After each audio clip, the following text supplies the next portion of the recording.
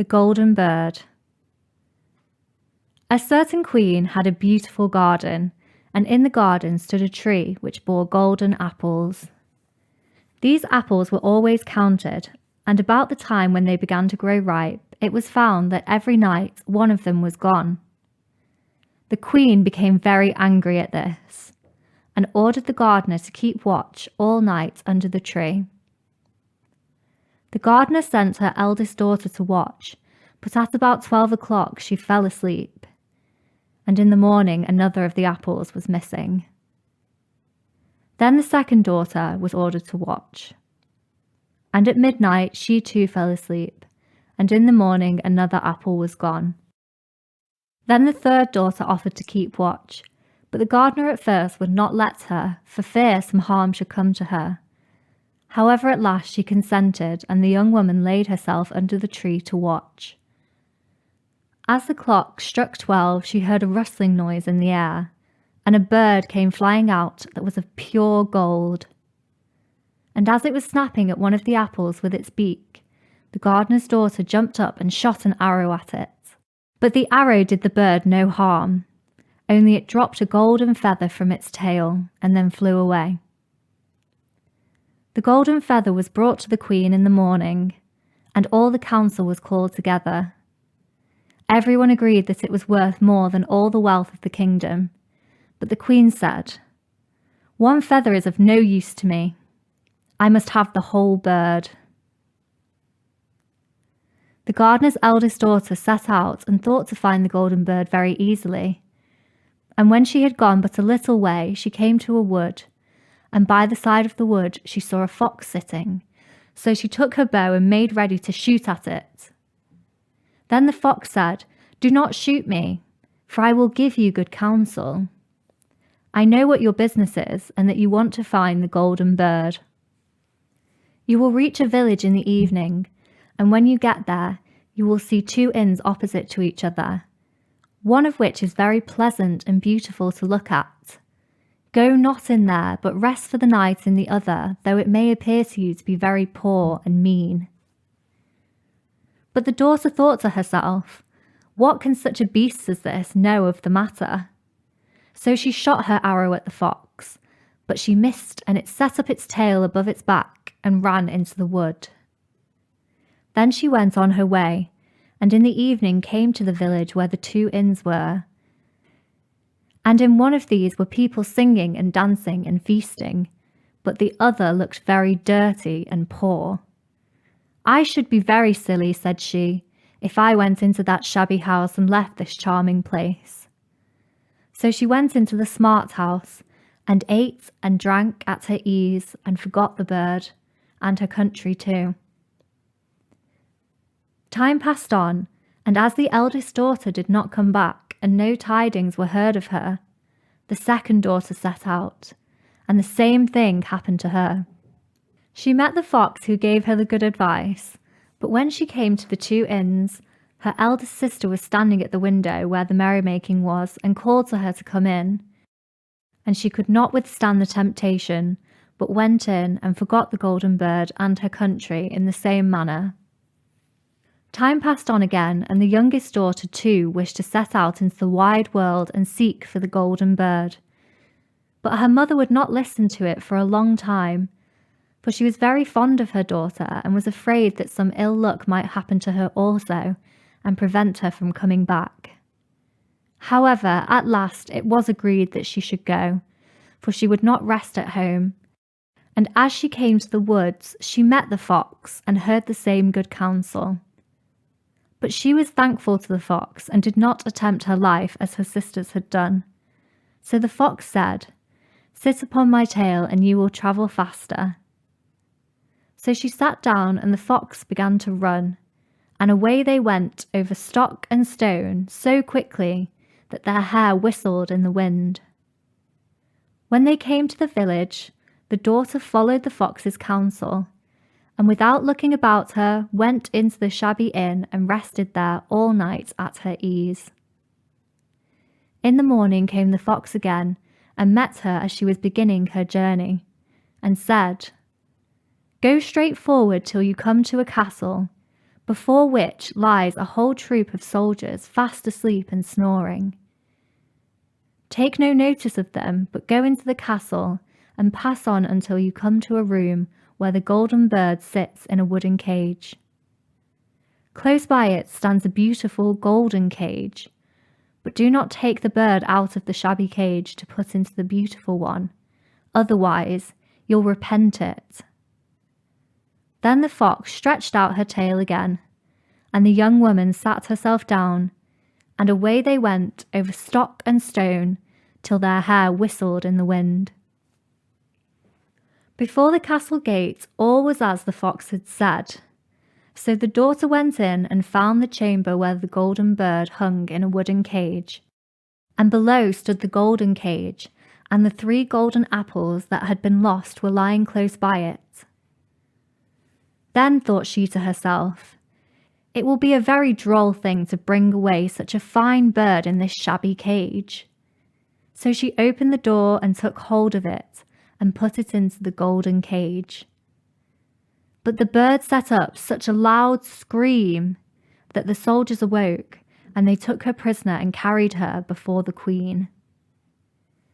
The next morning the court sat to judge her, and when all was heard, they sentenced her to die, unless she should bring the queen the golden horse, which could run as swiftly as the wind. If she did this, she was to have the golden bird given to her for her own. So she set out once more on her journey, sighing and in great despair, when on a sudden her friend the fox met her and said, "You see now what has happened on account of your not listening to my counsel.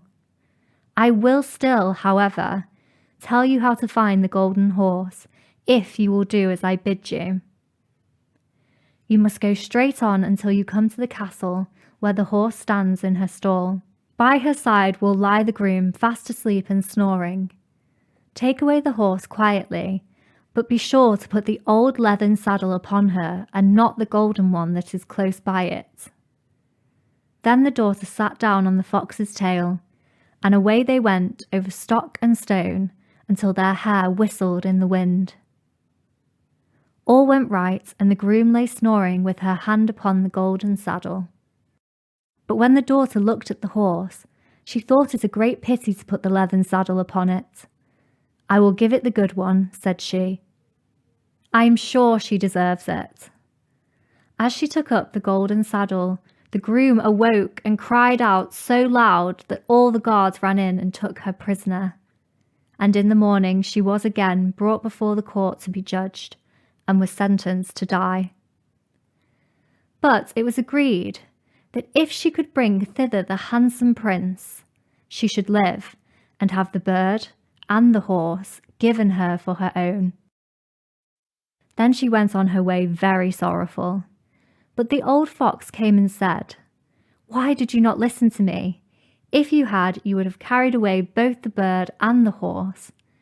Yet I will once more give you counsel. Go straight on, and in the evening you will arrive at a castle. At 12 o'clock at night, the prince goes to the bathing house. Go up to him and give him a kiss, and he will let you lead him away. But take care, do not suffer him to go and take leave of his mother and father." Then the fox stretched out her tail, and so away they went over stock and stone until their hair whistled again.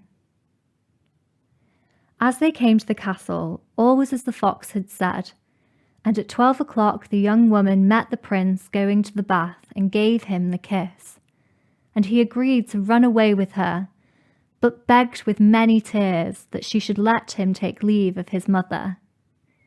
At first she refused, but he wept still more and more, and fell at her feet until at last she consented. But the moment he came to his mother's house, the guards awoke, and she was taken prisoner again. Then she was brought before the queen, and the queen said, "You shall never have my son, unless in 8 days you dig away the hill that stops the view from my window."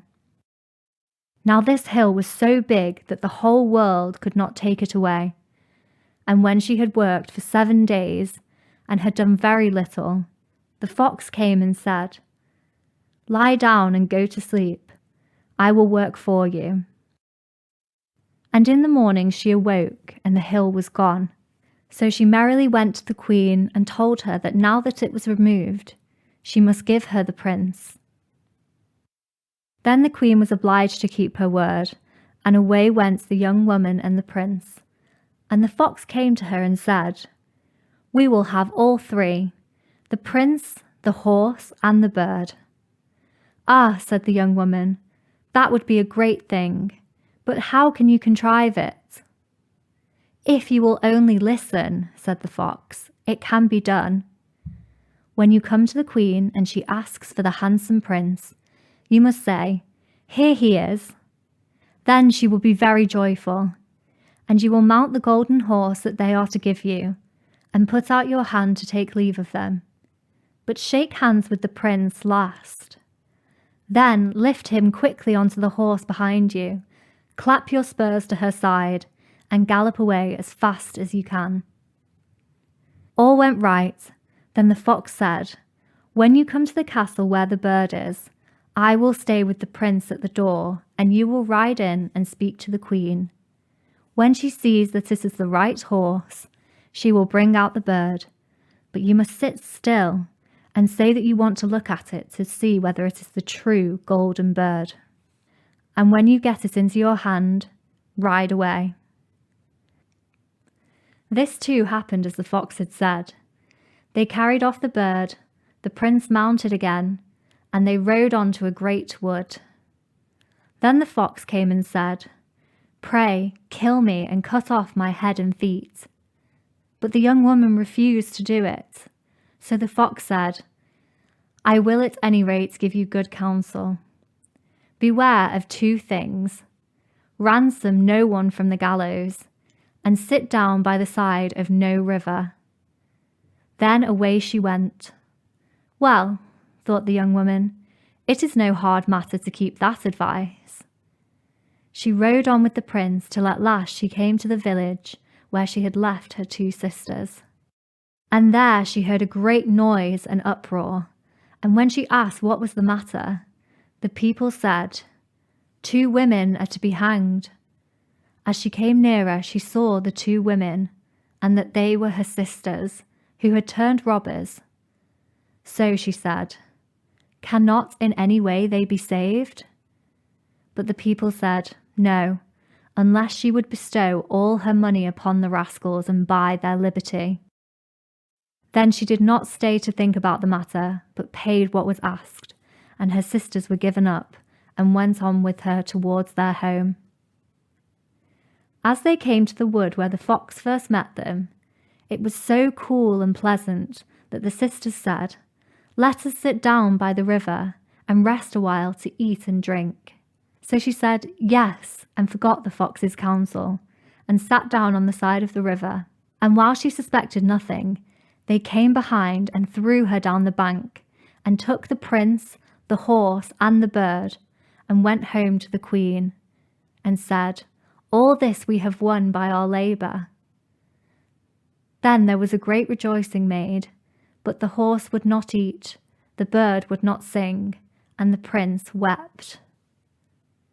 The youngest daughter fell to the bottom of the river's bed.